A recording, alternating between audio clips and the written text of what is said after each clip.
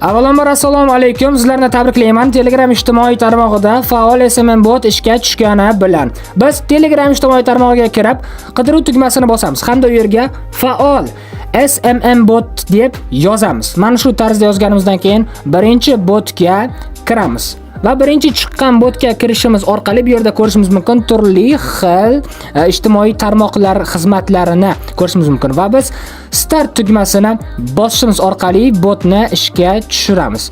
Va bu yerda bizga kelib chiqadigan kanal nomi chiqadi. Faol SMM ustiga bosamiz va kanalga obuna bo'lamiz.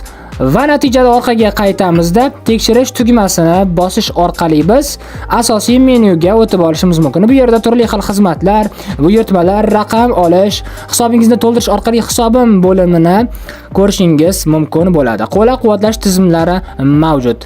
Qiziq bo'lsa like bosing, kommentga plus belgisini bosing va bizni kuzatib boring. Hammaga rahmat.